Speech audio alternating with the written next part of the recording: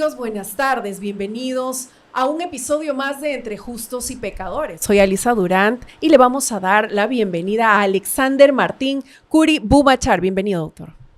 Hola, muy buenas tardes, Alisa, gracias por la invitación. Un placer estar contigo en este programa que por lo menos de mi lado pareciera más de pecadores que de justos. ¿Usted se considera justo o pecador?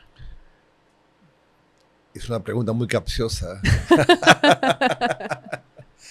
Todos somos pecadores hasta que no probemos lo contrario. Ahí está, al igual que en el derecho, ¿no? Así es. Usted es abogado por la Universidad de Lima, además tiene maestrías en seguridad, crisis, emergencias, inteligencia y contrainteligencia, psicología jurídica y criminología por la Universidad Rey Juan Carlos de España. Además ha publicado varios libros de derecho.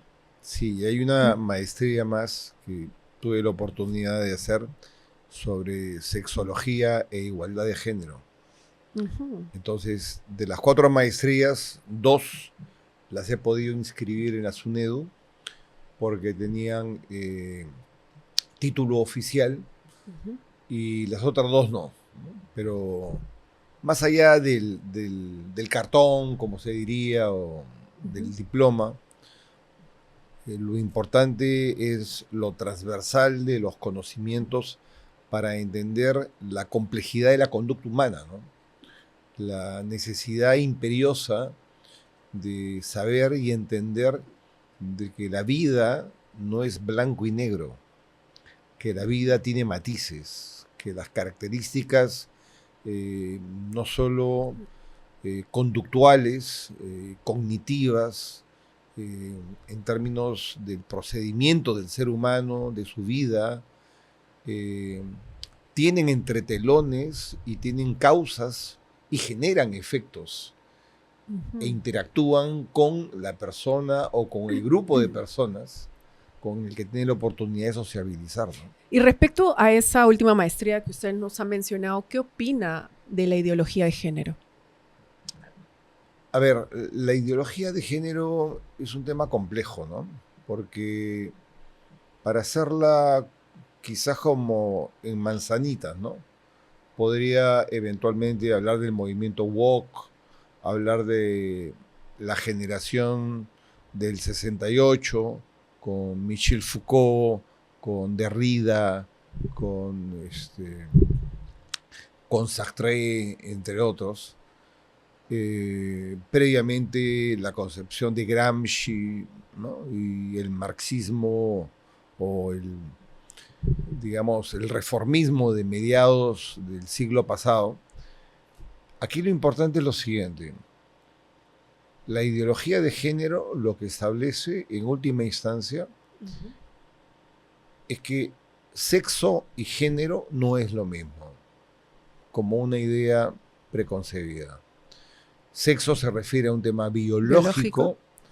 Y género a una construcción social, ¿no? a un constructo o a una construcción social.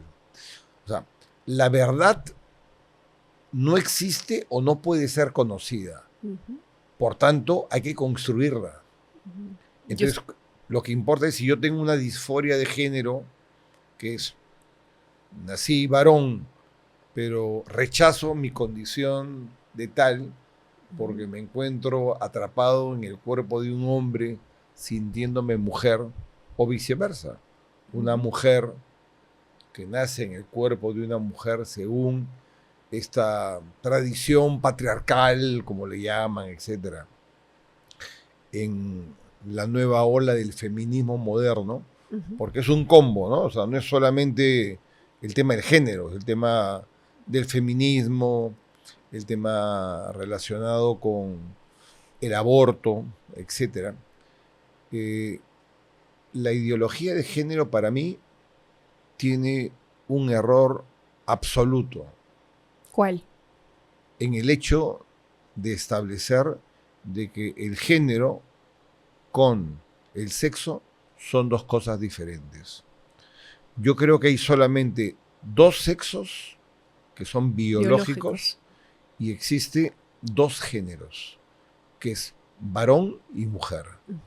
Ahora, podrían haber por razones cromosomáticas, ¿no?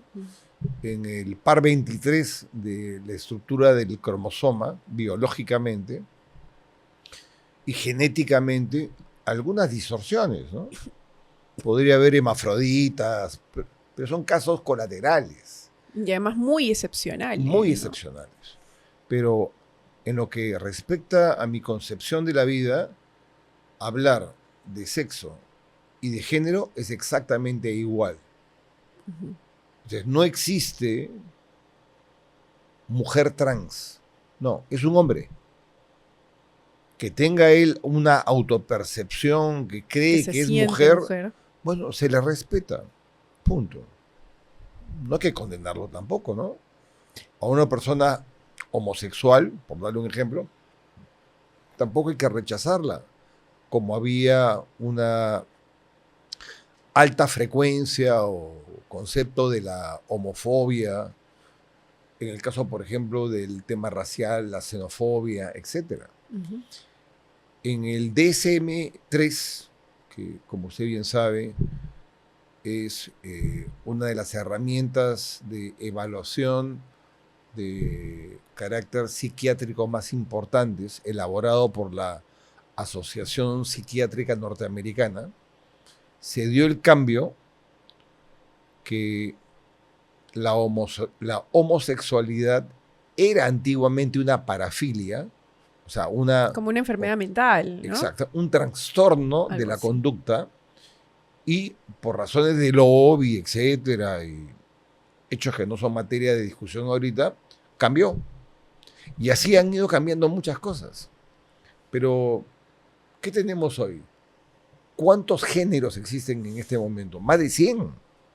Así es. Hay transespecies.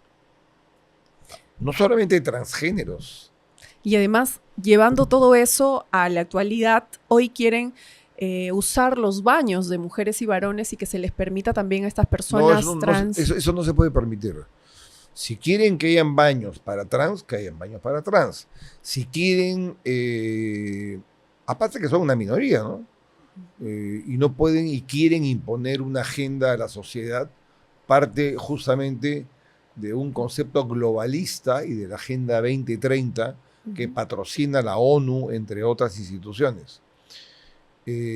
La imposición del adoctrinamiento en las escuelas, el hecho de hacer procesos de,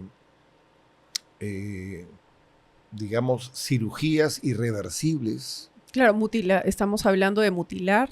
Por supuesto. Genitales. Y bueno, y en el caso de y poner procesos de hormonización o de hormonas. Poner hormonas en niños menores de edad, que no tienen la capacidad de discernimiento, y les cuestionan desde niños, diciéndole, tú no eres ni hombre ni mujer.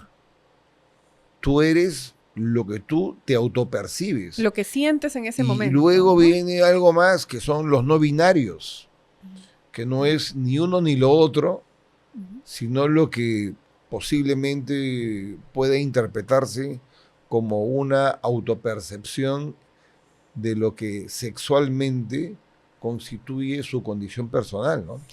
Entonces, yo no, digamos, respaldo dichas concepciones, primero porque son carentes de soporte científico. Claro. O sea, científicamente no tienen ningún fundamento. Ninguno. Es como en el aborto. Yo le doy un planteamiento, ¿no? ¿Usted está de acuerdo con el aborto? Con el terapéutico, sí. Y tengo algunos cuestionamientos sobre el caso del aborto. En niñas menores de edad. En el caso de violación de menores de edad, porque en un caso como en el Perú se sujeta un tema que es sumamente grave, que más del 50% de las violaciones a menores de edad, especialmente niñas, se realizan endogámicamente, o sea, al interior del hogar. Es el padre biológico, es el abuelo, es el tío, el hermano, el primo. Entonces, eso genera no solo el trauma y el estrés postraumático irreversible para la menor, sino luego la condición de que genéticamente, al no existir una mezcla de cromosomas, porque participan de la misma familia, ¿no? Siendo endogámica esta relación contra natura, las probabilidades que ese concebido, ¿no? de ese concebido tenga taras mentales o físicas son muy elevadas, ¿no?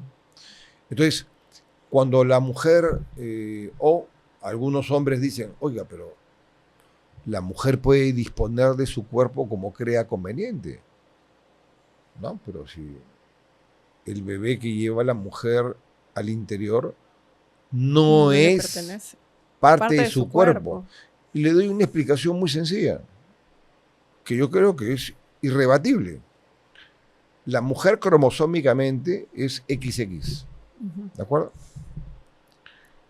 Y si está embarazada, por ejemplo, de un bebé varón que está en proceso de formación, siendo hombre, le hacen un análisis y cromosómicamente va a salir XY.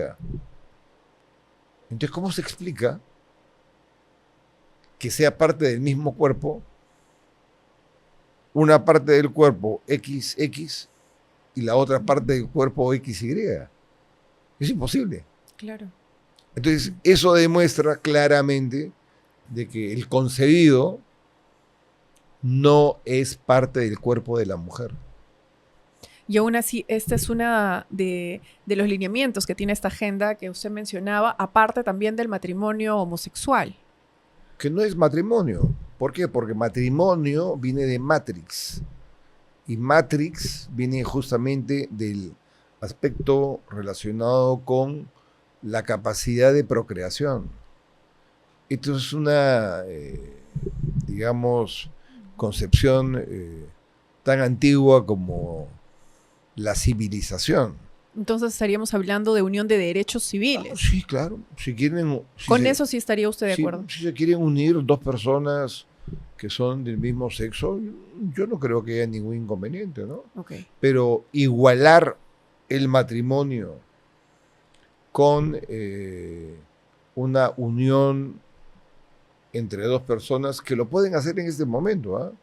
En el Perú hay muchas parejas que viven juntas, de hombres o de mujeres, que son homosexuales. Claro, ellos están hablando además de la adquisición de estos derechos civiles por el tema de las herencias. No, pues eso se puede regular mediante aspectos de carácter contractual, hay figuras testamentario, jurídicas, temas jurídicos que le dan múltiples salidas. O sea, ellos a lo que van es a darle el mismo estatus a un matrimonio que tiene como finalidad la procreación, ¿no?, de la prole, con una unión que luego llaman a nuevos derechos, entre ellos a la adopción de menores de edad, lo cual es totalmente, creo yo, impertinente, contrario a la naturaleza y perjudicial para el niño en cuanto a su concepción de la vida y su desarrollo personal, ¿no? No, dicen, es preferible que una pareja homosexual feliz y de buen trato tenga un niño que una pareja heterosexual que está en momentos de conflicto. No, son barbaridades, ¿no? Eso es querer siempre buscar una justificación. Resulta obvio, y hay estudios múltiples, que las parejas homosexuales son menos estables y que la persona homosexual es más promiscua que la persona heterosexual. No es que el heterosexual no lo sea, hay muchísimos heterosexuales o bisexuales que son promiscuos, pero en términos estadísticos le da más estabilidad. Es más estable las parejas de carácter heterosexual. Hablemos ahora de su carrera política. Usted ha iniciado su carrera política desde muy joven. Me mencionaba, me contaba antes de ingresar. Casi desde el vientre de mi madre, o sea, así un tema como... Así. Como un concebido, como un concebido. Desde la concepción usted ya participaba en política. Sí, ¿Cómo así? ¿Su familia ha estado inmiscuida en política? Nadie. ¿Nadie de su familia? Nadie en mi familia, cuando yo me inicié en la política, ni había ido a la universidad, ninguno de ellos, todos comerciantes, industriales, y ninguno tenía algún tipo de apego, interés por la vida política. ¿Su primer partido fue el PPC? Sí. Yo me inicié en el Partido Popular Cristiano cumpliendo recién los 17 años. Yo me encontraba en la Facultad de Derecho de la Universidad San Martín de Porras y formamos el movimiento universitario Unión Estudiantil. Unión Estudiantil. Así es. Fundamos ese movimiento universitario y de ahí me convocan, siendo menor de edad, a formar parte del comando universitario, del cual fui inicialmente secretario nacional de prensa y propaganda, hasta que luego escalé a ser el secretario nacional y miembro del Comité Ejecutivo Nacional del Partido Popular Cristiano.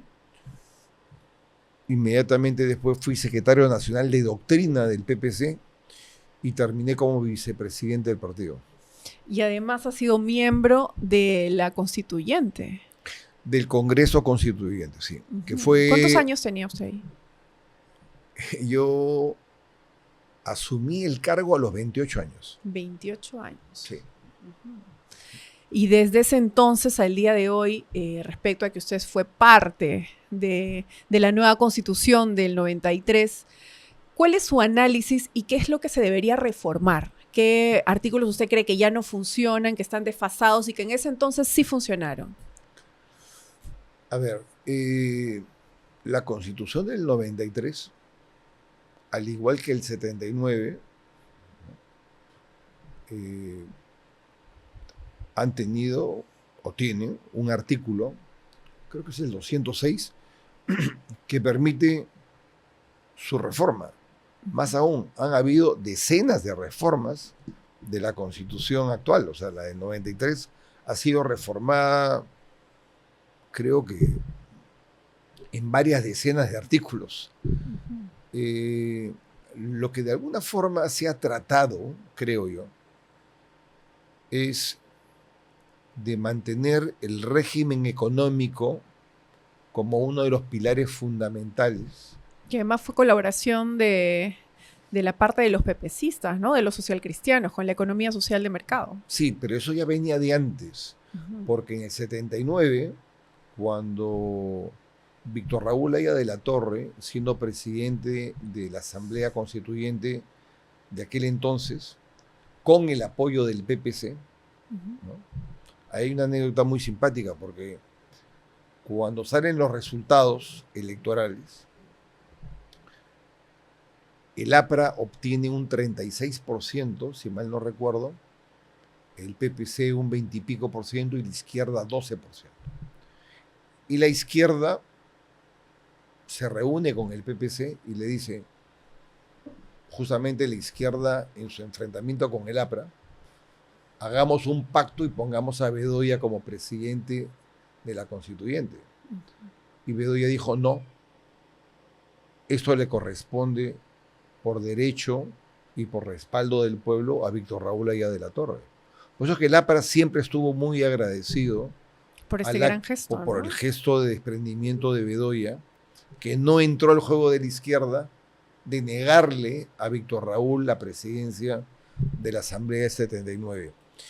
Y uno de los aportes, porque en aquel, digamos, marco o foro de debate constitucional, habían figuras, bueno, como Roberto Ramírez del Villar, como Ernesto Laiza Grundy, como Antonino Espinosa, habían pues realmente luminarias del Partido Popular Cristiano, también del APRA, como Ramiro Prialé, Luis Alberto Sánchez, bueno, podría enumerar muchísimos más.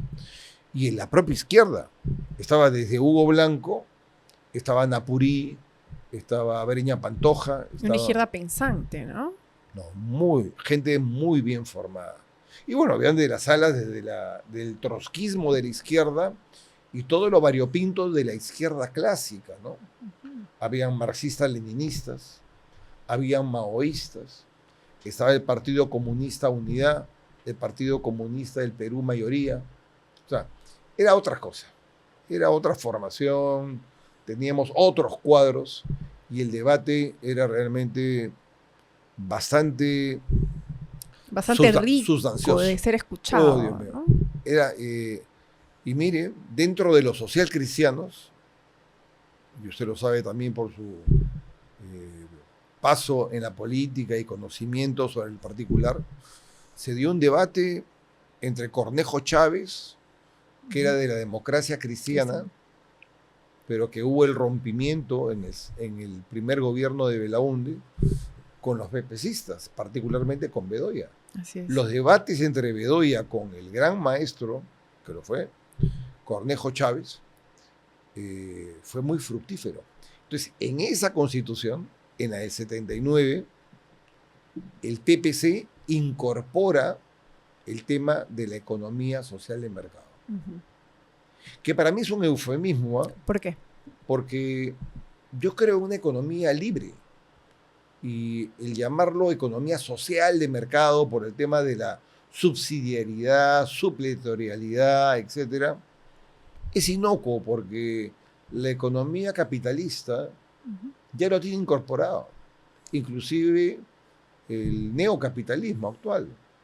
O sea, el día de hoy ha evolucionado tanto el pensamiento, por ejemplo, de la escuela austriaca, ¿no? de la economía, que ya esos conceptos vienen pues de la Segunda Guerra Mundial. Se podría decir que meramente es una nomenclatura, nada más.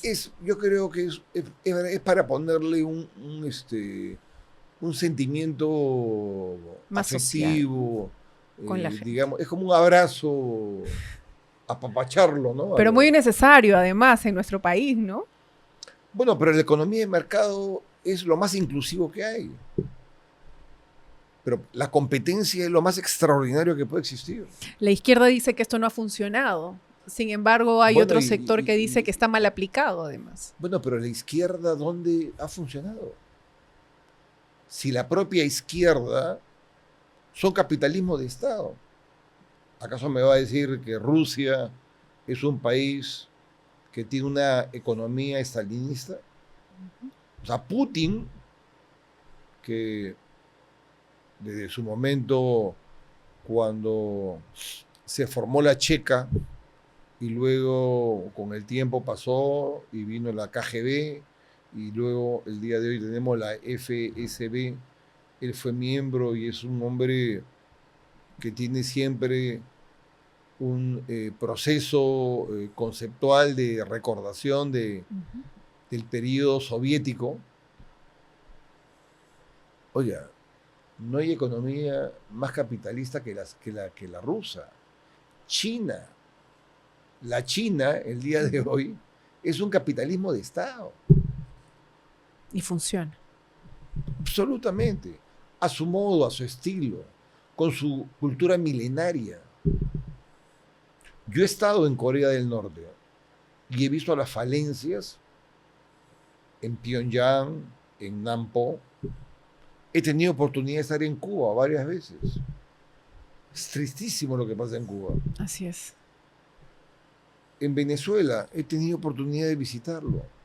La tragedia del pueblo venezolano. ¿Qué está sucediendo ahorita con haber realmente dilapidado y exterminado todas las reservas de litio y también de gas en Bolivia y haberse gastado todas las reservas internacionales? Hay una crisis terrible en Bolivia. Dígame un solo estado en el mundo con economía marxista o planificada en la que haya funcionado. En la que haya funcionado. No hay. No existe. No hay una evidencia histórica.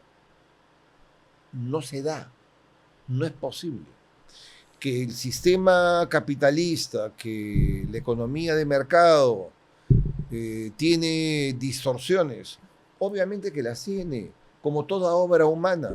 Y siempre es mejorable. No. ¿No? Ahí hay que introducir la participación del Estado, no como empresario, sino como vigilante. Como un acompañante en el proceso. Vigilante, ¿no? A través de los organismos reguladores, para evitar los monopolios, oligopolios, monopsodios, etcétera.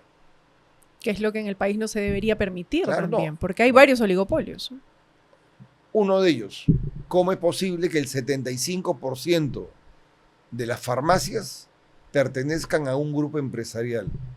¿Cómo podemos entender que existan grupos económicos en el Perú que manejan la banca y las finanzas y que se meten en otros sectores de la vida social y económica? Tienen clínica, tienen compañías de seguros, tienen laboratorios, universidades, colegios, están metidos en 20 empresas. Espero no colisionar con algún auspiciador de su programa. No, gracias a Dios no. Con chocolate, no, con chocolate Don Esteban. Chocolates Don Esteban y tampoco no. con Próspera, que son ¿no? empresas bastante jóvenes y que vienen empezando de cero y que están apostando además por este podcast. Me encanta. Y otros son departamentos. Sí, hacen desarrollos inmobiliarios, también comercializadora, así que... Mire, la democratización del crédito es un tema fundamental. Los altos intereses que se le paga a la banca en el Perú es una cosa de locos. La clase media y el sector popular tienen que pagar tasas leoninas que son francamente impensables en otras partes del mundo. Sí, es terrible. Hay gente que siempre se queja, se demora un par de días en pagar alguna tarjeta de crédito y al día siguiente tiene el 100 o 200% que pagar a la cuota que les habían fijado. Y ahí es donde justamente organismos como la SBS tienen que intervenir, porque es parte del Estado que defiende al consumidor. Tiene que regular, además, pero ahí vamos también en el debate. Ahí tiene que entrar Indecopi. ¿Cómo regular sin ponerles el límite? Porque también el libre mercado se estaría ahí chocando. ¿No se debería regular? No, se tiene que regular. ¿Respecto al mercado? Se tiene que regular y poner también algunos, diríamos, lineamientos y, por qué no decir, algunos límites. Porque caso contrario, también podría haber concertación de precios entre las partes, más aún, como usted muy bien lo ha señalado, si son oligopolios, concertan precios y finalmente... cierran el mercado. Se comen el mercado. Así es. Me encanta la idea que el Perú sea un país con tratados de libre comercio. Ahora que hay una guerra mundial arancelaria, de aranceles. Sí, pues. Nos han puesto el 10% de Estados Unidos.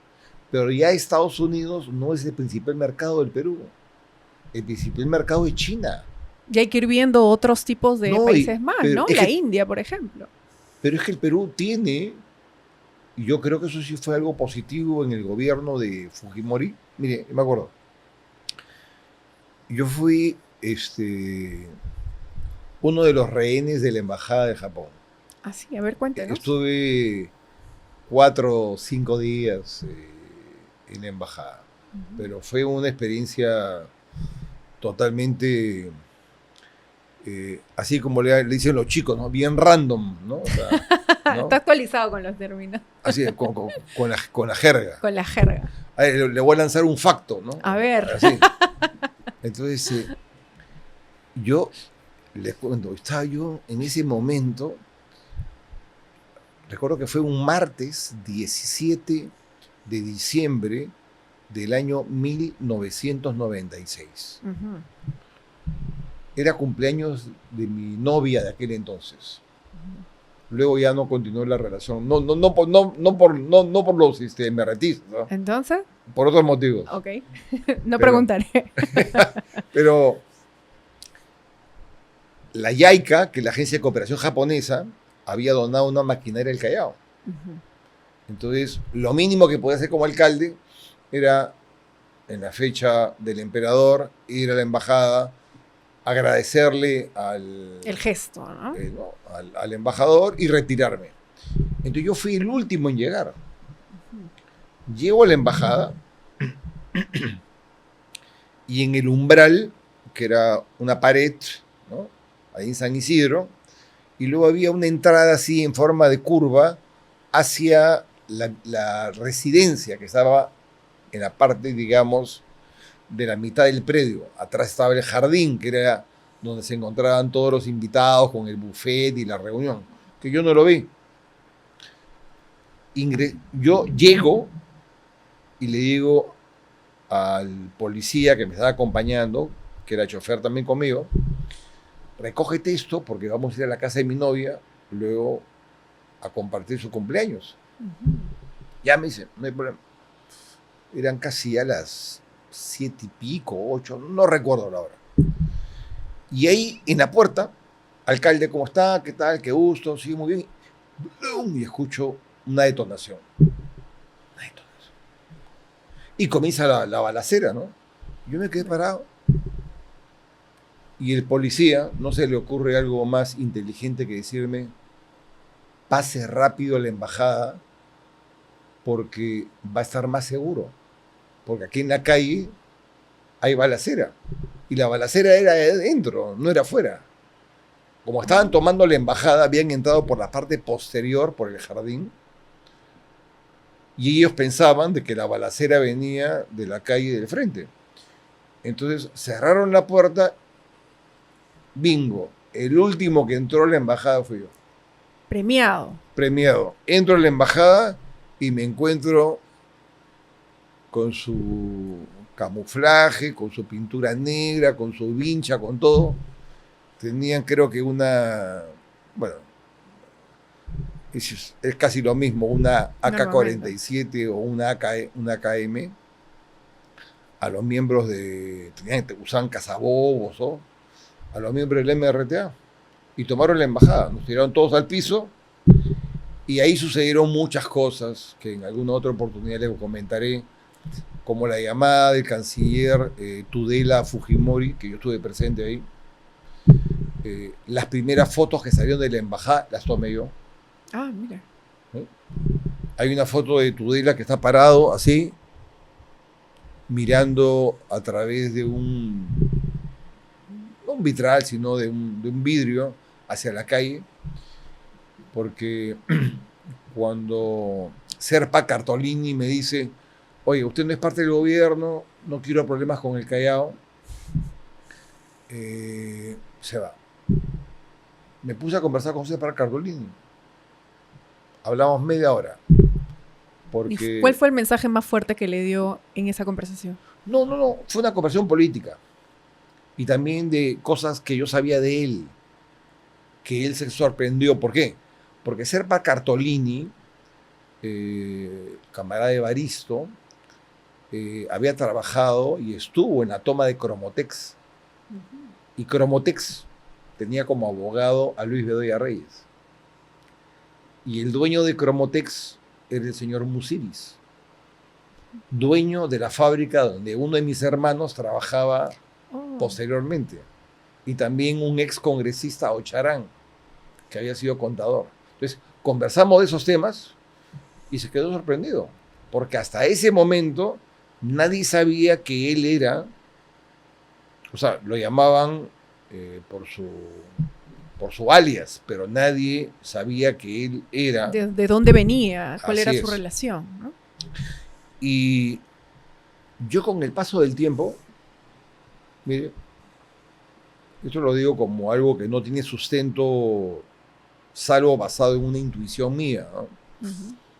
Algo tuvo que ver en mi salida rápida, porque fueron 5 días, que éramos 400 o 500, con 4 baños, durmiendo en el piso, con cazabobos en todas las ventanas, en plena época del fenómeno del Niño. Y con todas las condiciones, ya se puede imaginar, de mayor tensión, preocupación y problemas que se puedan suscitar, ¿no? Yo, cuando en el año 90 ingresa el nuevo gobierno de Fujimori, reemplazando al gobierno de Alan García,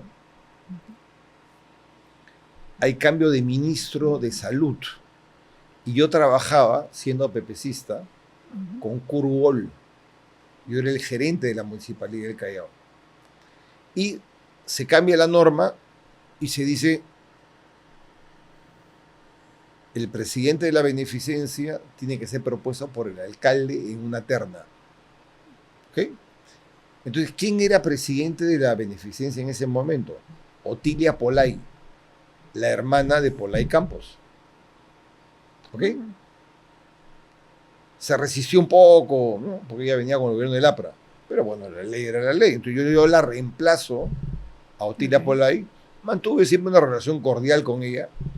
Pero luego, con quien sí tuve una relación bastante respetuosa, y yo le tuve mucha consideración, una mujer realmente muy amable, muy gentil, era la mamá de Polay. ¿Por qué? Me visitaba con cierta frecuencia para, ya no recuerdo ni siquiera cuál era la temática. Ellos tenían, ¿no?, tanto el padre como la madre, una ferretería en el Obelisco del Callao, porque son chalacos.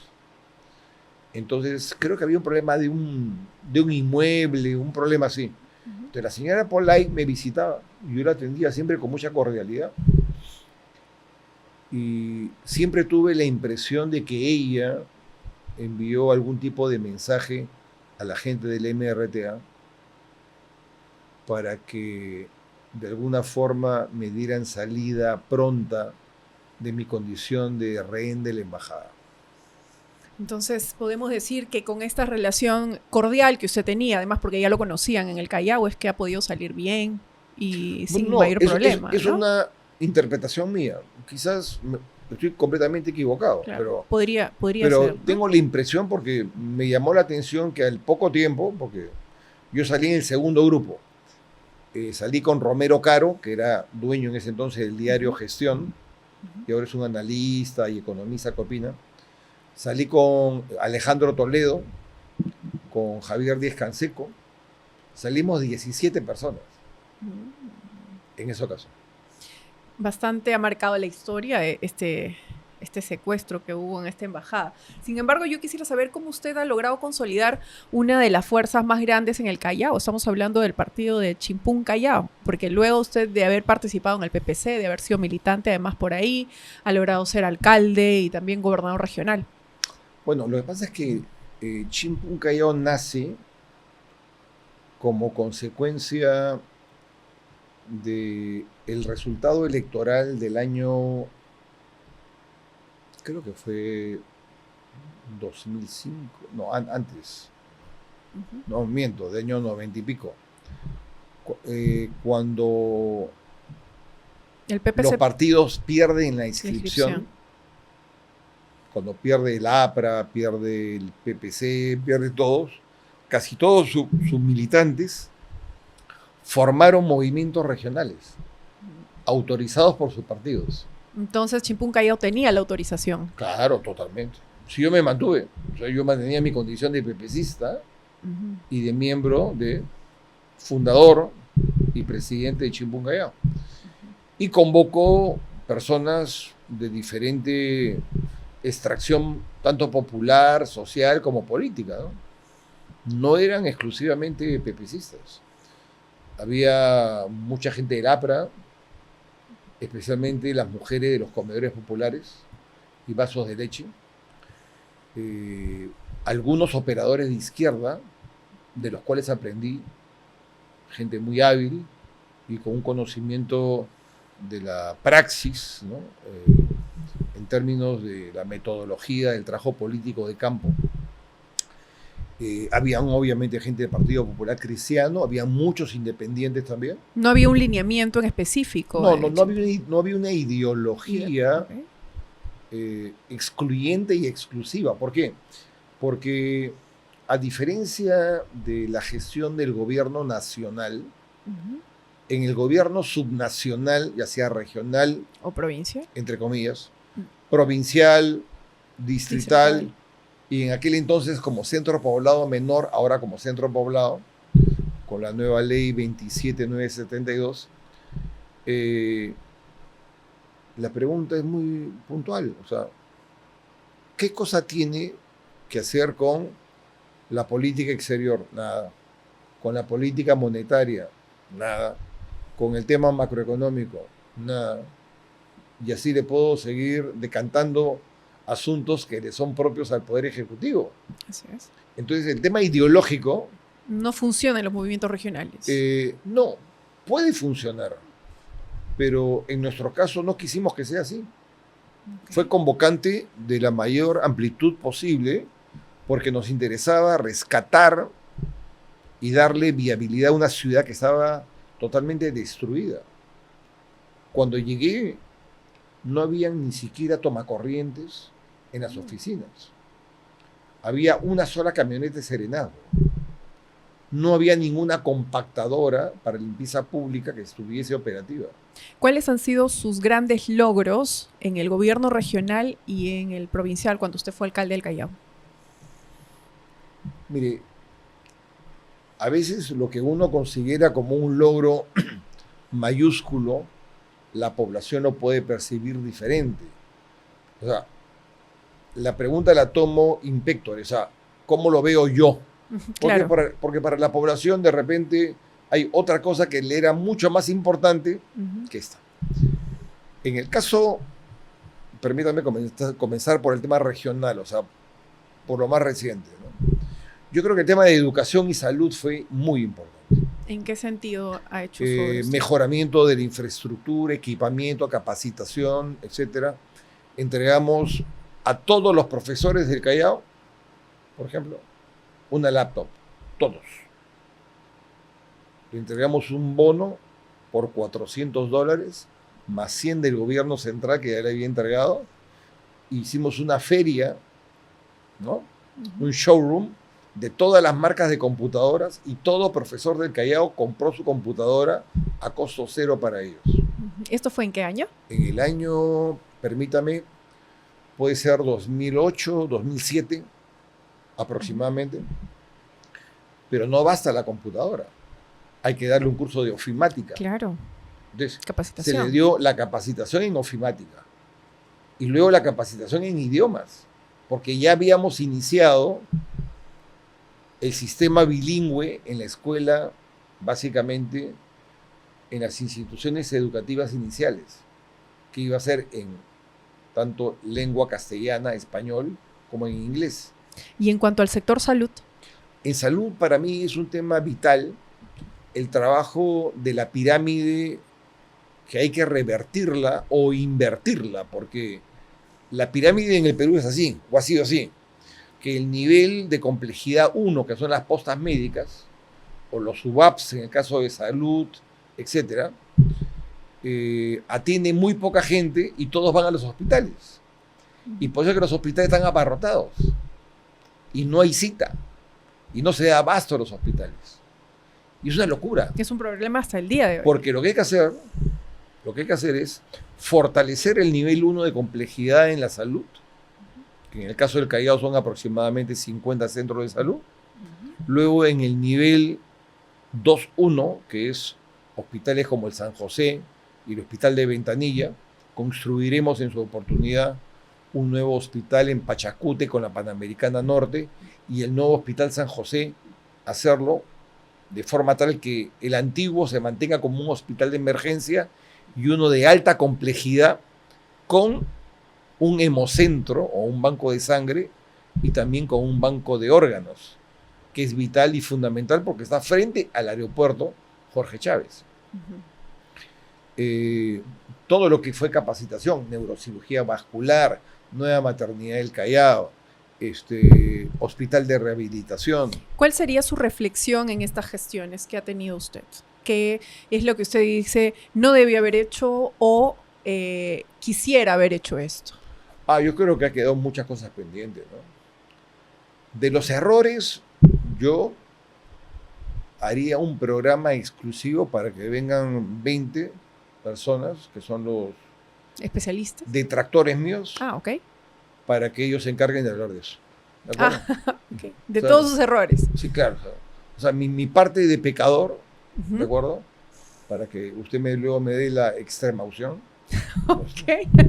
Eh, Traemos a un padrecito por acá para que él le dé la unción. Denme usted el agua bendita, que yo la bebo sin ningún problema. Ok. Por tanto, lo que sí le puedo decir es lo siguiente. Hay nuevas cosas y el mundo está evolucionando de una manera brutal. Yo que tengo ahorita en la cabeza, primero, inteligencia artificial. Eso tiene que entrar ya, ahorita, transversalmente en todo. En los procedimientos de gestión. Claro, para evitar burocracia. No, y todo lo que es, trámites. o sea, también. todo procedimiento. Le voy a dar un ejemplo práctico, ¿no? Sacar una cita en un centro de salud, ir a las 4 o 5 de la mañana, una locura. Hay que tener una app. En una app con un teléfono, se acabó. Saca su cita. Que la señora de 80 años no sabe manejar el teléfono, sí, pero el nieto de... Tiene el nieto, sí, los hijos, ¿no? acabó la Siempre hay historia. alguien. Escúcheme, tenemos que dar el salto cualitativo y cuantitativo. Modernización. Todos los entonces. profesores tienen que llevar, y eso lo hicimos, maestría, doctorados y segunda especialidad. Inclusive yo firmé un convenio con el SUTEP para que todos los profesores del Callao tengan maestría, segunda especialidad o doctorado. 2 idiomas mínimo y manejo de todas las herramientas de ofimática e internet. Eso, de por sí, lo vamos a volver a hacer. Y va a subir Pero- de todas maneras el nivel. No, y En tenemos que cuanto a la ir más atención. allá todavía, porque ya ha cambiado el mundo. En 10 años, la tecnología cambia ya no cada 6 meses, cambia cada mes. Así es. Las mejoras y todo lo que es robótica, por decirle, en materia de salud, es impresionante. Ahora, hay el gran tema, y lo estamos viviendo hoy, que dirían, oiga, está hablando de salud, educación, pero ¿y la seguridad? Porque la seguridad es el tema que le importa a la gente hoy. Claro. Mire, Necesita uno salir a trabajar y llegar vivo a casa. yo en ese aspecto soy muy sencillo. Veo que ponen cámaras, está bien que hayan cámaras para que registren los hechos y sirva como una herramienta más que disuasiva para efecto de que luego, teniendo un laboratorio de criminalística muy bien implementado, Se puede ubicar a la se persona. pueda ¿no? trabajar el tema del crimen y del delito. Yo pondría la mayor carga de inversión en el tema de inteligencia y contrainteligencia. Que es una de las maestrías que usted ha llevado. además. Eso es lo más importante. En vez de poner personas como conos en la calle, vestidos de diferentes colores, creyendo uno de que un sereno, porque tiene una pistola eléctrica, ¿no?, Electrochoque. puede o va a lograr combatir a alguien que tiene, no sé, una mini UCI, o que tiene una HK, o que tiene, no sé, Algún pues, armamento moderno. claro. A ver, el tema de las prisiones. Yo he estado preso. Conozco, sé. Mire, lo tengo clarísimo. ¿Cómo se puede trabajar dentro de las prisiones? ¿No? ¿Se debería privatizar las prisiones? Algunas sí. Yo privatizaría lo siguiente. Entre presos primarios y reincidentes. A los primarios, entre 18 y 29 años, primarios, los mando a todos a una prisión que está tercerizada o privatizada. Porque casi todos ellos son posibles candidatos a ser rehabilitados y reinsertarse en la sociedad. Todo lo demás, Caso perdido. no es que sea caso perdido, Trabajo forzoso, quizá. pero las probabilidades son absolutamente muy bajas. Porque la mayoría de ellos está pensando qué beneficios tienen penitenciariamente para poder salir. Para salir y volver a delinquir. Volver a delinquir. Así es. Pero no le comentaré los detalles de cuáles son los elementos que implementaría dentro de la prisión, porque si se lo digo, ellos van a tomar conocimiento. Y ya no va a haber el factor sorpresa. ¿No? Claro, yo he estado viviendo durante 5 años en una celda que era la mitad de este ambiente. Tenía ni siquiera un inodoro o water, tenía un hueco. O sea, era un silo. Sí. Y éramos 8 en la celda. 8 personas. En 4 camarotes de base de cemento. Yo estuve por un juicio que fue una locura. Usted ha tenido varias denuncias respecto a temas de corrupción, acusaciones en su gestión. Sí, y todas fueron archivadas. ¿Y esta sentencia? Esta sentencia no fue por corrupción. Y además fue el único sentenciado. Así es. O sea, fue por colusión. O sea, que quede claro, nunca jamás he sido sentenciado por corrupción. Y cuando me han, de alguna manera, querido imputar, lo he demostrado pristinamente, claramente, que nunca jamás ha habido un acto de corrupción de mi parte.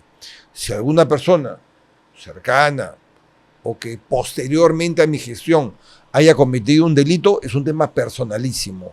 ¿De acuerdo? Uh-huh. Así de sencillo. Pero cuando yo fui sentenciado por colusión son 2 personas. De 2 a más. Que se unen entre un privado y un funcionario público para defraudar al Estado. Ya. En este caso ha sido colusión de 1. Sí. A los 4 que eran los cómplices, los absolvieron. Y dijeron de que no hubo ninguna defraudación. Y a mí me sentenciaron. ¿Y cómo explica usted este tipo de sentencia? Un tema político, es una locura. Hasta el día de hoy, creo que estamos 12 de abril, ¿no? Sí, y 14. 14 de abril. 14.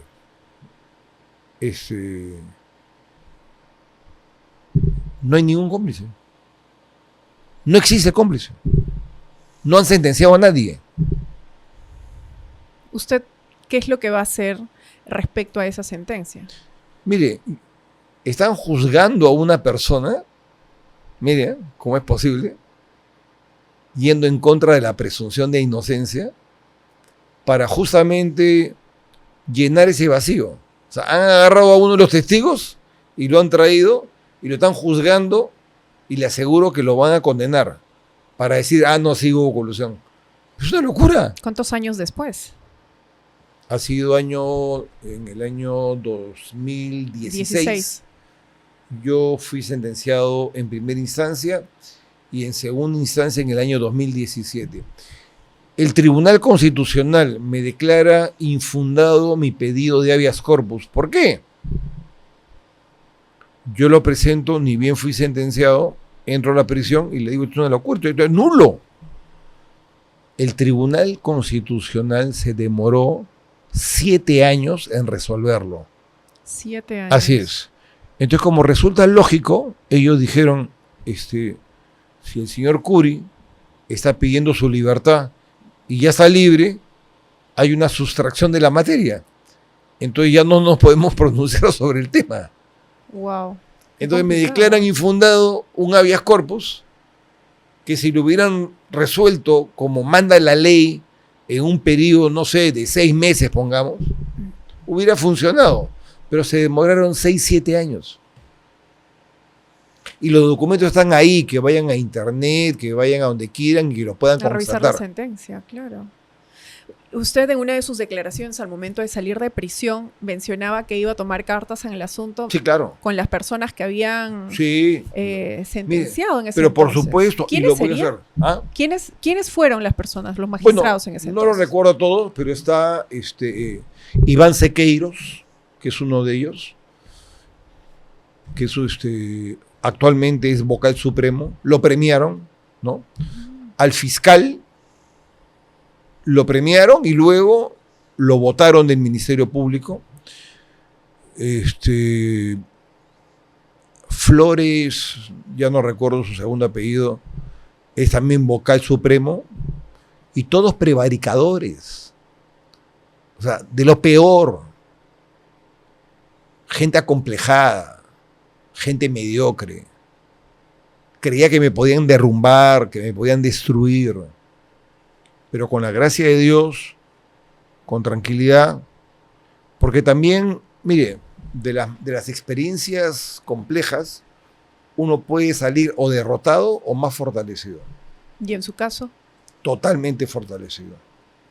Lo que sí me apena es el dolor que causé en mi familia. Eso es un costo irreparable. Oh, mi hija, mis 2 hijas, con tratamiento psiquiátrico. Wow. ¿No? Mi mujer con problema de salud. Mi madre murió y yo no pude ir a su entierro. ¿Quién me paga eso? ¿Quién me lo paga? Sobre todo si usted considera que esto ha sido injusto y que no ha No, sido no, es que demostrado. no es que yo lo considere. Usted pregúntele a un abogado si es posible esa sentencia. Entregue la sentencia a un abogado penalista, dígale, ¿es posible Esta figura. esta figura?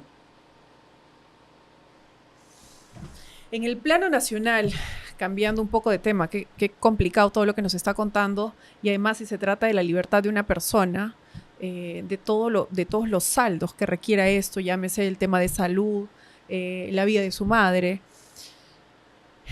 tratar de politizar la justicia hoy en día sigue pasando factura a varias figuras políticas que no se terminan de demostrar su culpabilidad o que termina luego pasando de que no era justo lo que habían sentenciado en su momento. Bueno, ¿Cómo se podría lo evitar cierto eso? está de que el Ministerio Público en mayor medida y luego el Poder Judicial se han convertido en las últimas 2 décadas en una herramienta política.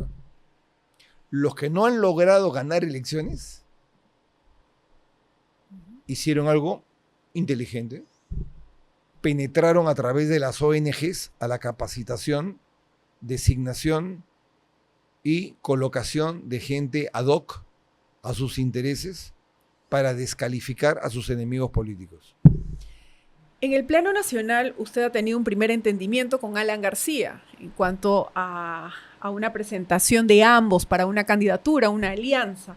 Sin embargo, cuando Lourdes ingresó con esta alianza popular de APRA con PPC, usted terminó ya no yendo con esta coalición. Mire, eso fue una cosa muy interesante porque yo estuve con Alan en su oficina y algunos de los líderes del APRA y firmamos el padrón para la candidatura. Yo iba como número 1 por el Callao, porque ya habíamos tenido Ya habían pintas, además. Sí, no, y yo ya había tenido una participación distinta, porque era gobernador en ese entonces, gobernador, cuando lo apoyé a él con Luis Gianpietri, porque Luis Gianpietri era no solamente chalaco, sino como un hermano para mí. Y fue con el número 1 en el APRA y se ganó. Lima no ganó Alan García, pero en el Callao sí ganó Alan García, y eso le permitió ir a la segunda vuelta con Ollanta Humala y le gana a Ollanta Humala. Y es ahí cuando Lourdes entra en un proceso, ¿cómo podría decirle?, de caos cuántico, creo yo, un problema así medio extraño, en la cual la ley de gravedad era de abajo hacia arriba y no de arriba hacia abajo. Ok. Entonces, este es el antecedente, porque todo tiene un antecedente. O sea, las cosas no se dan, digamos, por ventura. El principio de causalidad... Nada es coincidencia. Así es. El principio de causalidad está presente en toda circunstancia. Entonces, yo firmé, muy bien, me despedí, chao, adiós. ¿Sí? Y en la noche estaba yo en casa y veo en esa época no era X, sino Twitter, los partidos históricos, APRA y PPC, unen, ¿no?, patrióticamente sus mejores cuadros para... En pro del país. Y yo dije, Dios mío, esto va a terminar mal. ¿Usted considera que lo había traicionado Alan García? No, en lo absoluto. No. ¿Por qué? En política no hay traiciones, porque no hay lealtades, hay intereses. Uh-huh. O sea, la gente en la calle o los que no están en política se lo toman personalmente y eso no es así. En la política, como arte de gobernar, ¿de acuerdo?, hay que entender que los acuerdos que uno tiene es en aras de llegar al poder, para que a través del poder promover el bien común. ¿De acuerdo? Así es. Pero la vida de la sociedad es dinámica y quien hoy es mi aliado, de repente mañana es un problema para mí por alguna conducta suya. Uh-huh. O de repente hay otra persona que, a pesar de que él sea mi aliado, va a ser mejor aliado mío para poder lograr ese propósito. Por temas circunstanciales. Claro, entonces, cuando yo veo eso y me lo comentan, yo dije, ahí quedó. ¿Por qué? Porque para mí es total y absolutamente incompatible participar en política junto con Lourdes Flores Nava. ¿Cuál es su relación con Lourdes Flores en este entonces? Cero. Bueno, la hemos tenido muchísimos años, pero yo le voy a comentar para que vea usted lo paradójico que es el Partido Popular Cristiano hoy. Uh-huh. ¿Ya? Ahí está Miguel Ángel Mufarech, que le tengo mucho aprecio, buen tipo. Se fue al Padín en su momento, regresó al Partido Popular Cristiano, muy buena persona. Luego Carlos Neuhaus, que tiene un carisma un poquito estreñido, ¿no?, por decirlo de alguna forma. Discúlpame, Carlos, te tengo aprecio, pero creo que es un poco difícil. Creo que es un poco difícil sacarte una breve o ocasional sonrisa. Va el señor que fue gobernador de Ica, Sillonis, ¿no?, al programa de Willax, y lo pone en evidencia. Con Augusto Sondheim. Así es. Cuyo padre fue muy amigo mío. Inclusive, siendo alcalde, lo apoyé económicamente como municipalidad para que sacara un libro magnífico con la Marina de Guerra del Perú sobre la vida de Grau. Y estaba en su casa, de Sondheim. Bueno, el hijo pues era chico, bastante joven. Pero le guardo aprecio, creo que es una persona acuciosa, interesante.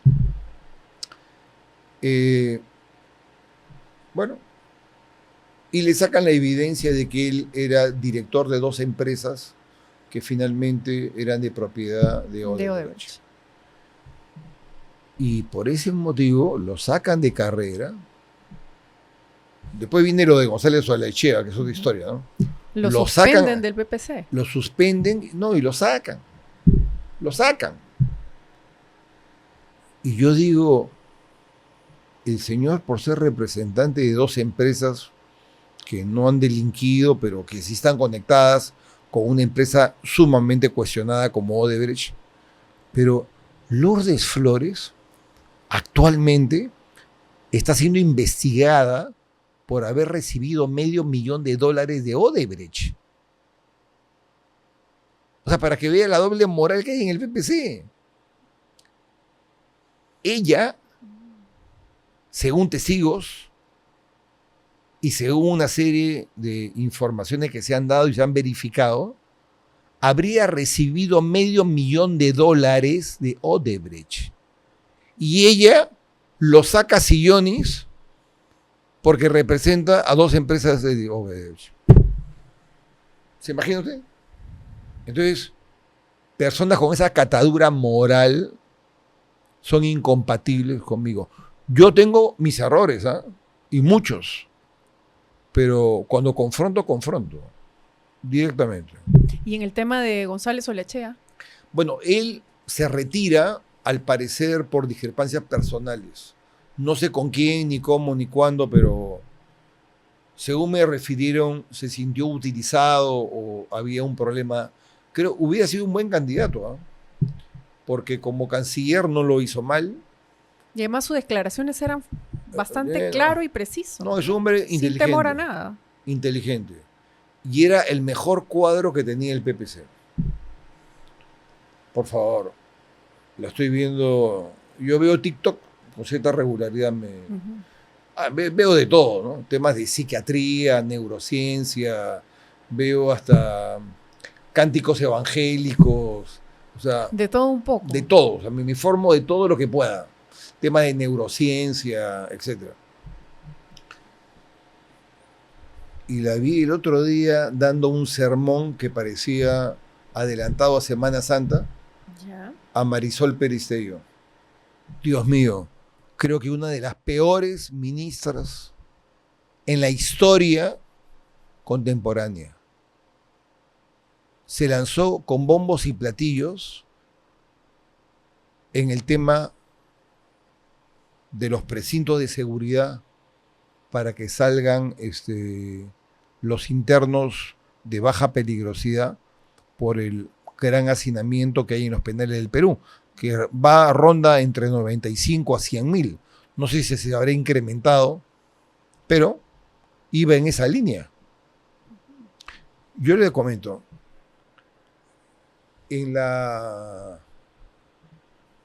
esto de repente puede jalar para un programa completo, pero le explico lo siguiente. Hago un paréntesis. Frente a la celda donde yo estaba, que era de 8 personas todas, igual y todos éramos iguales. En Ancón 2, todos. Habían celdas de 40 personas, durmiendo en el piso, con tablas sobre el baño para dormir en un colchón 3 personas, porque estaba hacinado. Okay. ¿Ya? Y la mayoría los llamaban a ellos despectivamente los tapaollas. ¿Quiénes son los tapaollas? Tapaollas. Los deudores por alimentos. Okay. O sea, los que no pagan, ¿no? Su pensión alimenticia. Así es, la pensión alimenticia a los hijos que conforme a derecho les corresponde. Okay.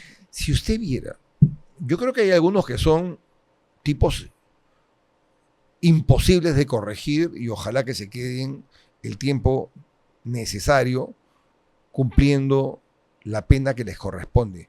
Pero la inmensa mayoría de gente que está ahí están por chantajes de la expareja, esposa, conviviente, concubina o lo que fuera, ¿ok? O de los propios hijos. Y luego del absurdo de que si yo digo lo siguiente, ya, yo debo dinero para pagar alimento a mis hijos y me meten a prisión. ¿Cómo lo pago luego si ya no trabajo? A ver, ¿de dónde voy a sacar la plata para pagar eso? No, que se quede preso, que busque familiares, que se endeude. Es una locura. Es una locura. No es que yo apoye el tema de que los padres no sean responsables.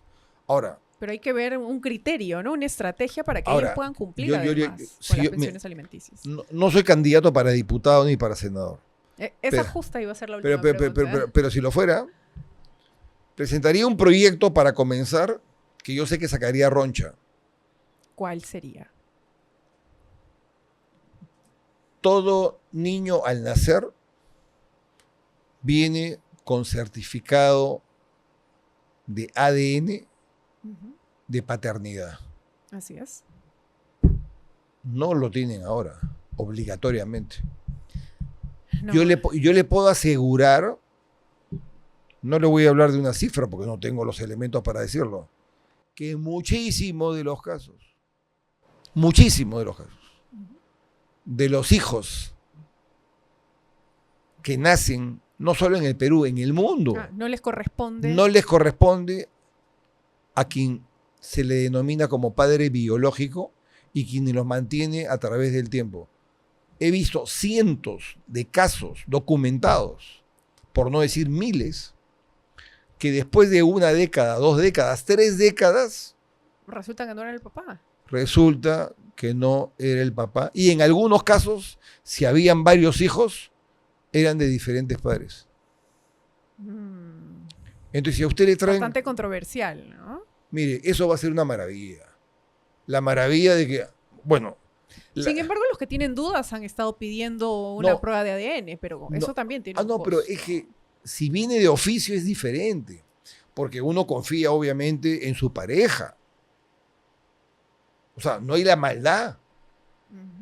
Cuando uno desconfía de la pareja pide certificado, pero... Ese es en caso a los que tienen una relación, pero a los que tienen hijos fuera de una relación, de un matrimonio. De acuerdo, pero dentro de la relación de un matrimonio o dentro de la relación de una convivencia no matrimonial, de una unión de hecho, usted presume que le están diciendo la verdad, que es su hijo. Y además que por ley, dentro de un matrimonio, el hijo le corresponde al esposo. Pero claro, se presume. Así es. Se presume. Se presume. Pero si hubiera por ley que sacar el certificado, se va a imaginar usted las sorpresas que nos llevaríamos en el país. Y más allá de la sorpresa que seguramente llevaría en nuestro país, ¿usted cree que esto va a disminuir la tasa de omisión a la pensión alimenticia de los menores de edad? Bueno, es que la tasa de omisión obedece Eso es un tema de responsabilidad, bueno, ¿no? Sí, pero eso obedece a múltiples factores, pues. Responsabilidad, educación, sí, bueno, como le digo, hay irresponsabilidad de muchos padres, ¿ok? Sí. Hay chantajes de parejas, ¿ok? Hay chantajes de parejas. ¿Qué pasa? Cuando una persona está casada, por ejemplo, tiene hijos menores, se disuelve el vínculo matrimonial o se separa. Hasta ahí la cosa está más o menos manejable. Basta que el hombre tenga una pareja nueva. Empiezan los problemas. No. Dios mío. Ahí las hormonas femeninas saltan, pero hasta el techo. Pero en ambas partes, no solamente en cuanto a las mujeres que empiezan a exigir más tiempo, más atención a los niños y dinero, sino también en parte del hombre, porque la nueva esposa o la nueva mujer... Pero ¿qué exigencia económica le plantea el hombre a la mujer? He conocido solamente 2 casos de mujeres que han sido privadas de la libertad por no pasar alimentos al marido. Porque la mujer también tiene igualdad de obligaciones. Claro que sí. Sino que generalmente es la mamá la que carga con la responsabilidad del niño. Es que culturalmente hablando,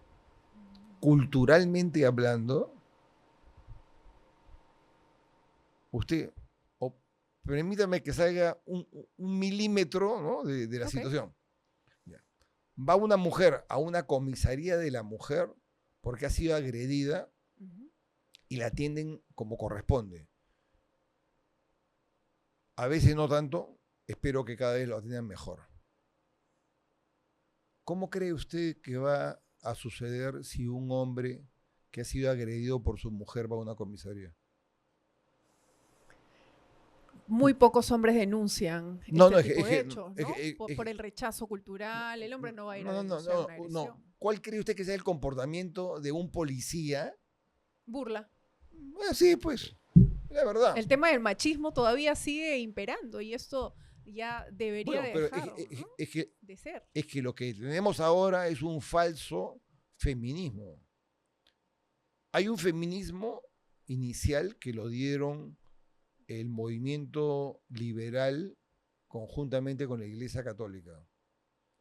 Ya los otros movimientos del feminismo han ido ya divagando, cambiando.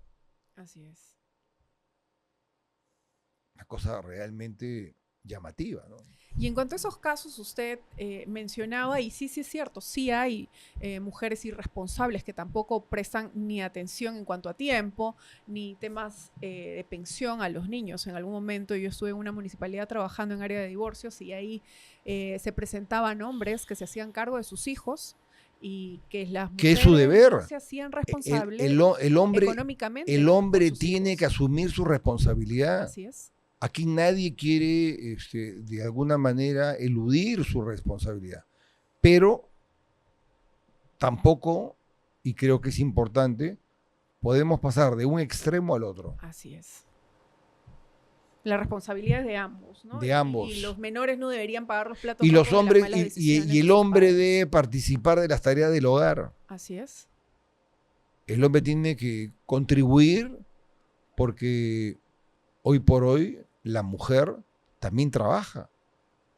Las realidades han cambiado. Ahora es Totalmente. más costosa la vida y es por eso que No, ambas escúcheme, cabezas de hogar y tienen hoy que salir por a trabajar. hoy los matrimonios o las uniones, ¿no?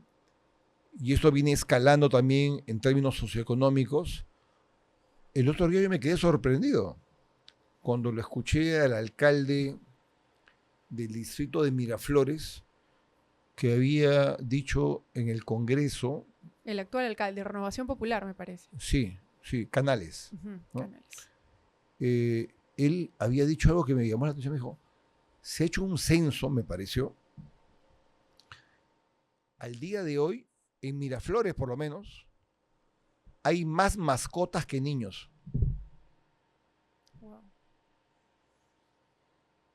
O sea, aunque le parezca extraño, pero eso cambia totalmente el enfoque del alcalde de cómo debe administrar la El ciudad. distrito, claro. Porque si hay más mascotas, eso involucra Que haya ya no parques para niños, sino para mascotas. que tengamos que, y como se está haciendo, usted ve ahora los pet shop Ujú. en todas las esquinas, Sí, Dios por mío. todos lados. No, es que hay alimentos con sabor a carne, a cerdo, a salmón, para los gatos, para los perros, para los conejos.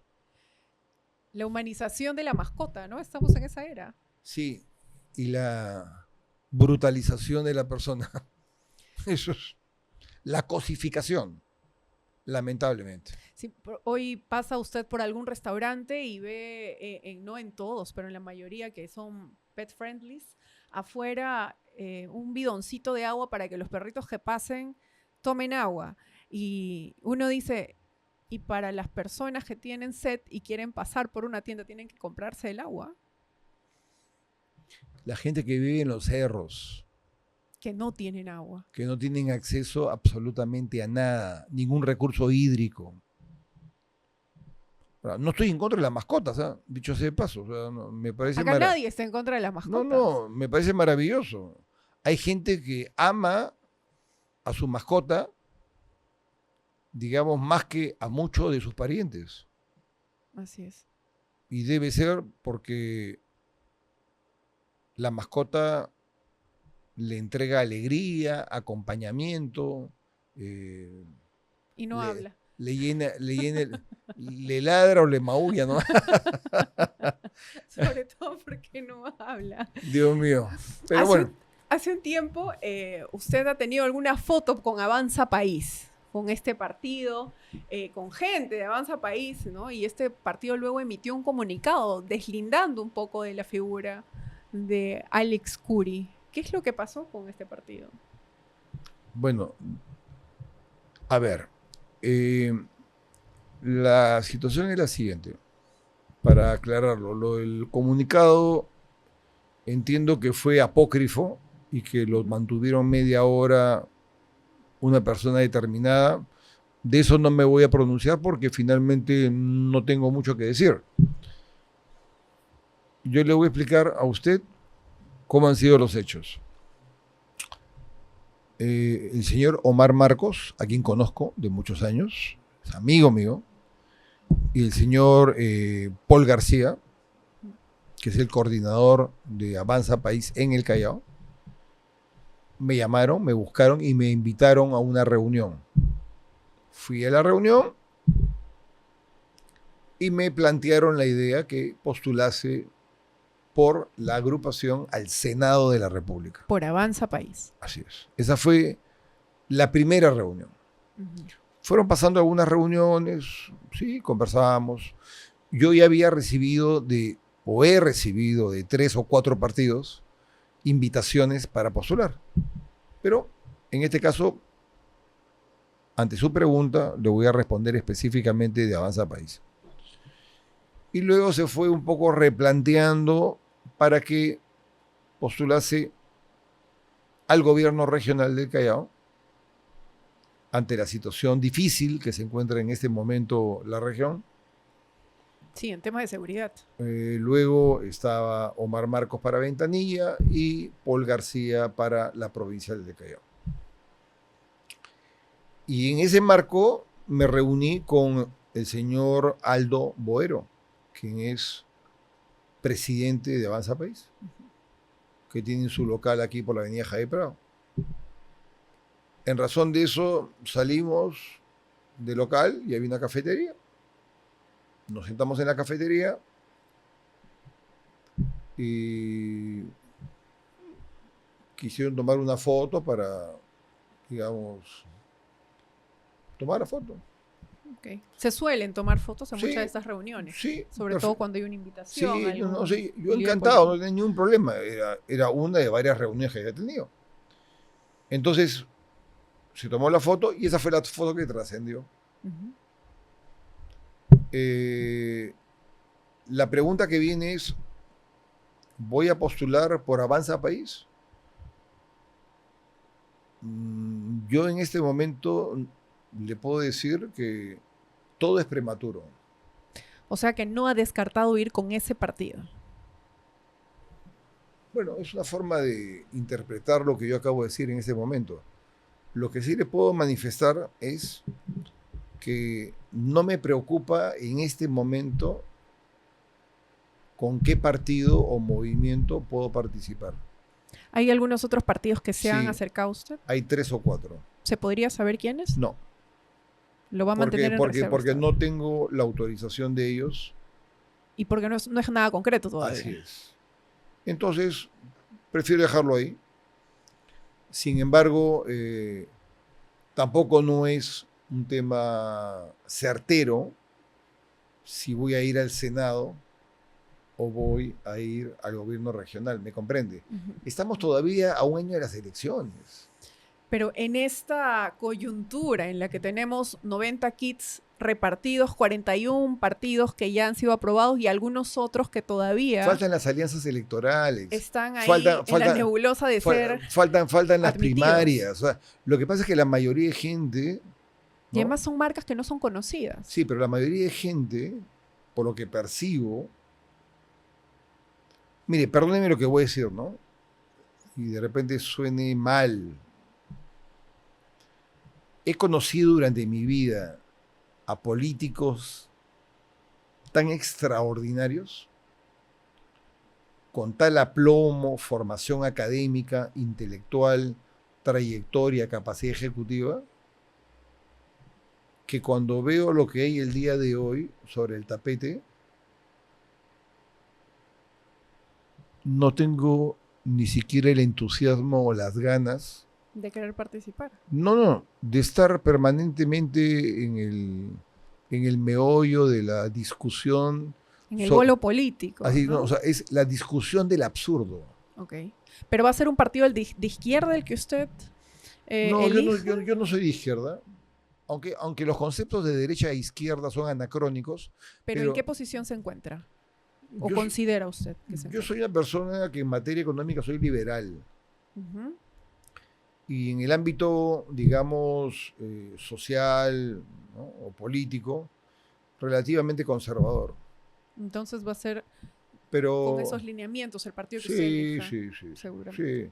Pero ni eso funciona en el Perú, porque el día de hoy una historia es la que le cuentan a uno en la campaña y otra diferente es cuando llegan al poder. O sea, Así es. a ver, ¿quién está ahorita gobernando el Perú?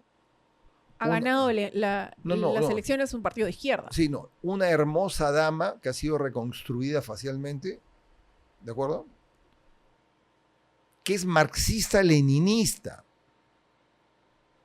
Yo le hago una pregunta. ¿Usted ha visto alguna medida marxista-leninista de la señora Dina Boluarte durante su gestión? Ni de ella ni de Castillo. Ok. No, de Castillo sí, ¿eh? ¿Cuál? Bueno, entre otras cosas, camuflar al Movadef. El Movadef estuvo en el gobierno. Pero no ha tomado una medida, sino que No, ellos han estado ocupando. No, porque ellos a través del Ministerio de Trabajo, primero que su sindicato, ¿ok? Su central sindical, su sindicato, y luego puestos claves estaban ocupados por marxistas, leninistas, maoístas, pensamiento Gonzalo.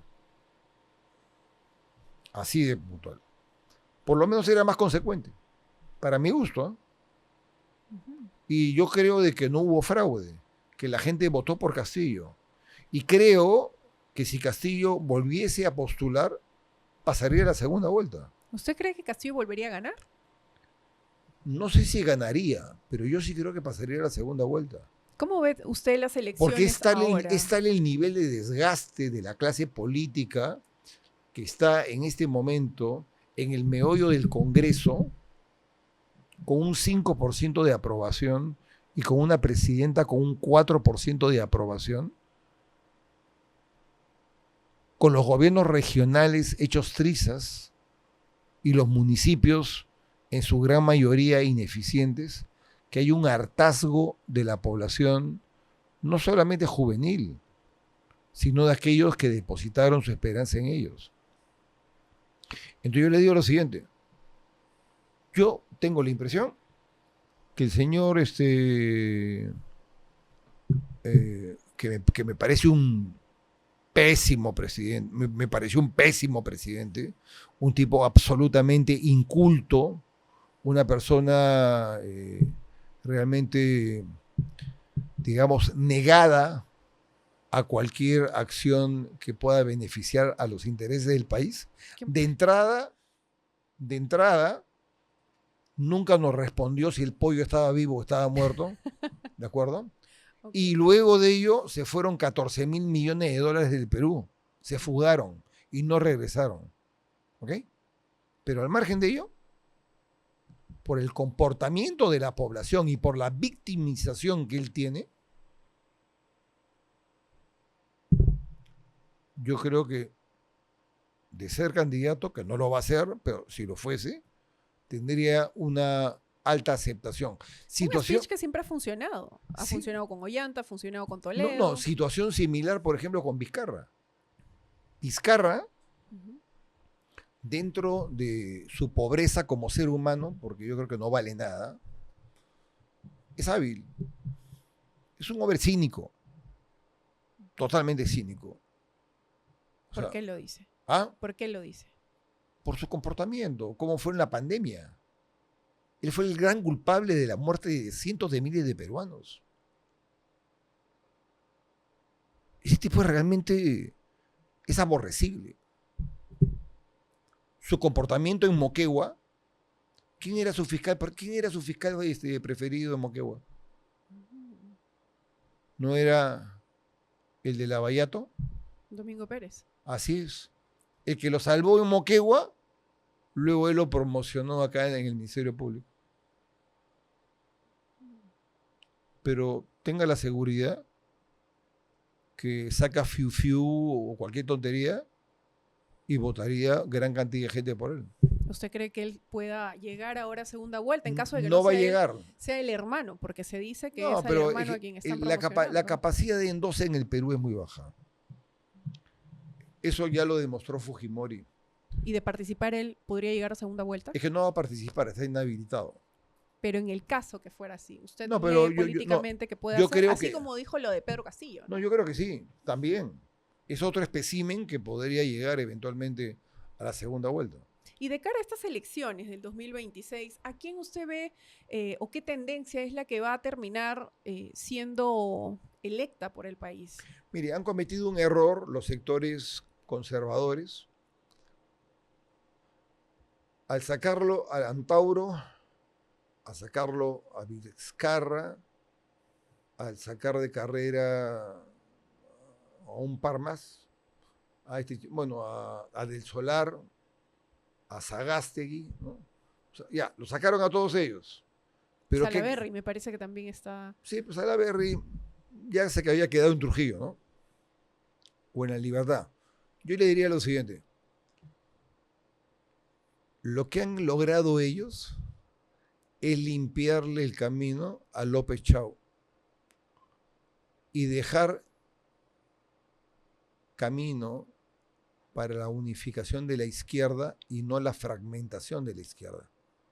Porque si esos 4 o 5 que le he dicho que han sido inhabilitados pudiesen participar, se fragmentaría la izquierda. Y lo que han hecho es limpiarle ese camino. O sea, les han hecho un favor. Yo creo que sí, yo creo que es un error. Personalmente, políticamente hablando, ¿no? Creo que el Parlamento, ¿no?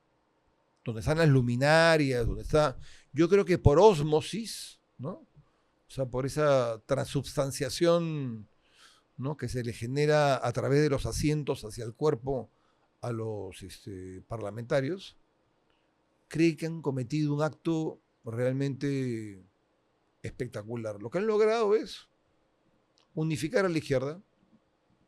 El único que podría caminar un poquito más hacia la izquierda es Cerrón. No sé cómo lo hará finalmente. Pero López Chau lo han dejado solo.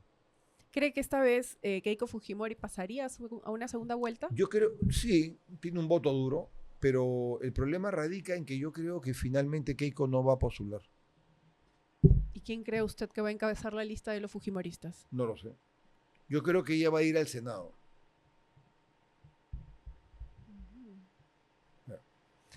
Y en cuanto a Esa es mi opinión, ¿eh?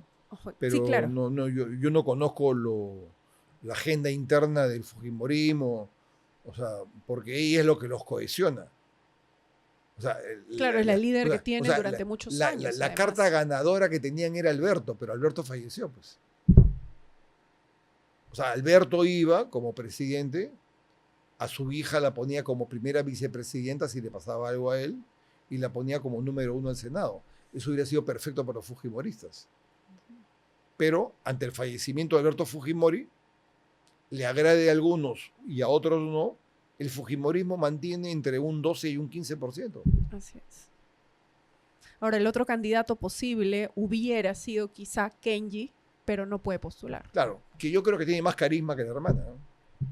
Más aceptación, ¿no? ¿Ah? Tiene un poco más de aceptación. Sí, porque es más ligero, es más... Más natural. Sí, más natural. Y en cuanto a la evaluación, su evaluación respecto a Rafael López Aliaga, que también está viéndose que va a participar en las elecciones del 2026 como presidente de Renovación. Tiene el problema que es casi como una simbiosis, o sea, es casi hermanos gemelos con filibusters. Entonces se come el uno al otro. Por eso es que en el caso de los sectores conservadores, o llamémoslos de derecha, sí hay fragmentación, pues. Tienen varios candidatos, además. No, y está Carlos Álvarez también. Y le puedo sacar de repente y luego Paz de la Barra, con fe. Y le puedo sacar 4 o 5 nombres más. Entonces todos los votos conservadores o de la centro derecha están totalmente atomizados. Así es. Y a la izquierda la han dejado consolidada. La han dejado libre. Así es. A la izquierda libre. ¿A quién ve usted en todo caso con posibilidades de ganar en el 2026? De toda esta gama en el Perú es imposible. Precandidatos. Discúlpeme, en el Perú es imposible predecir ni siquiera si va a llover mañana. Pero por estas tendencias que han venido en toda Latinoamérica. No. ¿Aún así? No, bueno, ayer ha ganado Noboa en Ecuador. Y nadie pensaba que Noboa le iba a ganar a María Luisa. Así de sencillo. Ella no está reconociendo el triunfo por 11 puntos. Y las encuestas a boca de urna le daban 1 punto de ventaja. Entonces es una cosa que no se sabe. Es imposible. En el Perú las elecciones se definen el último mes o el último 15 días. Ha pasado con Fujimori, ha pasado con Castillo. Ahí está.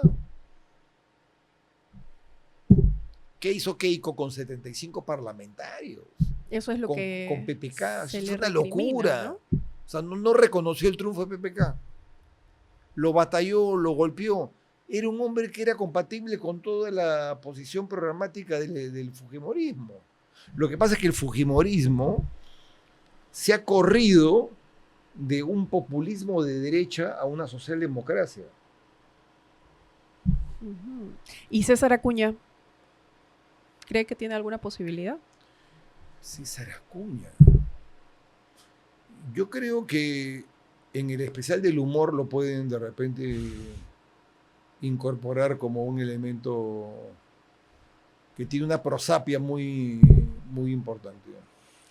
Sin embargo, no se le puede negar que tiene varios gobiernos regionales, alcaldías, también tiene una fuerza en el Congreso. No, lo que tiene es una universidad cuyo nivel es materia de análisis permanente, ¿no?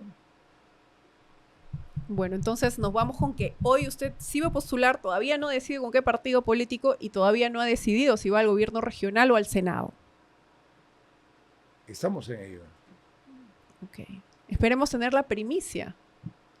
Dios mío, me pone en una condición un poco taciturna. Yo creo que hay que tomar las cosas con tranquilidad. Tengo personas, como es natural, de mi equipo de trabajo, que todos los días me preguntan. Y pasando el tiempo, les he ido dejando de responder. Porque le digo, ¿cuál es la premura de ustedes? Falta un año todavía. ¿Ah?